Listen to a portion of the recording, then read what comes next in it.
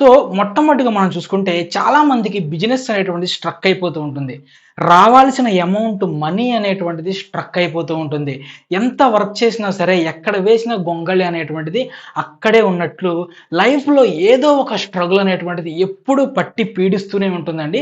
So, అటువంటి వాళ్ళు ఏం చేయాలంటే, మీ యొక్క పితృదేవతలు అంటే మీ యొక్క యాన్సిస్టర్స్ అంటారు చూసారండి?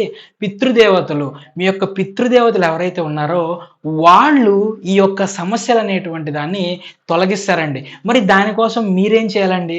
చాలా సింపుల్ అండి. మన పితృదేవతలు అంటే మన పూర్వీకులేనండి. మన తాతలు, మన ముత్తాతలు, వాళ్ళ తాతలు, ముత్తాతలు ఇలా మన పూర్వీకులనమాట. చాలా సింపుల్ అండి.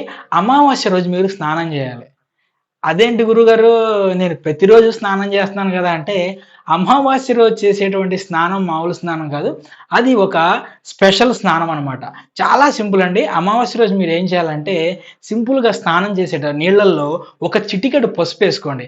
అట్లానే గంగా జలం అనేటువంటిది ఇప్పుడు మనందరికి ఆన్‌లైన్‌లో దొరుకుతుంది గదండీ! గంగా జలం అనేటువంటి దాన్ని తెచ్చుకోండి. లేదు మీ ప్రదేశాలలో ఏ నది అయితే బాగా ఫేమస్ బాగా ఆ నది చాలా పేరు ప్రఖ్యాతులు గాంచింది ఉందనుకోండి. ఫర్ ఎగ్జాంపుల్ మనకిక్కడ కృష్ణా నది ఉంటుంది, గోదావరి నది ఉంటుంది, పెన్నా నది ఉంటుంది, మంజీరా నది ఉంటుంది. ఇవిలా చాలా పేరుగాంచిన నదులుంటాయి కదా! మీ ఏరియాలో ఉండేటువంటి నది యొక్క నీళ్ళనేటువంటివి తెచ్చుకొని, మీరు స్నానం చేసేటువంటి నీళ్ళు జస్ట్ ఒక చెంబు చాలండి. ఒక స్నానం చేసేటువంటి నీళ్ళల్లో ఆ చెంబు నీళ్లు కలుపుకొని, ఒక చిటికెడు పసుపేసుకొని, దాంతో మీరు స్నానం చేయాలండి. దీంతో మీరు స్నానం చేసిన తర్వాత, ఒక లోట అది కూడా రాగి లోట అండి. రాగి లోట అనేటువంటిది తీసుకొని దాంట్లో కొన్ని నల్ల నువ్వులు వేయాలండి.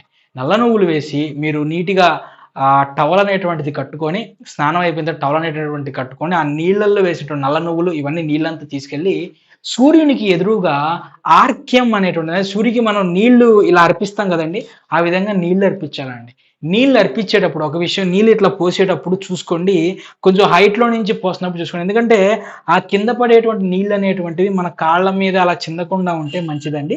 సో, ఈ నీళ్ళనేటువంటిది మీరు అర్పించేటప్పుడు మీరు చెప్పాల్సిన విషయం ఏంటంటే మనసులో అనుకోవాల్సింది. మీ మీ ఆహ్, లోకల్ లాంగ్వేజెస్‌ని బట్టి లేదంటే మీకు అనుగుణంగా మీరనుకోండి. ఓ పితృదేవతల్లారా! నన్ను క్షమించండి. నేనేమన్నా తప్పు చేసుంటే నన్ను క్షమించండి. నేను దీనిని మీకు ఈరోజు నేను అర్పిస్తున్నాను. ఓకే. అర్పిస్తున్నాను. దయచేసి నన్ను ఆశీర్వదించండి. ఇంతేనండి.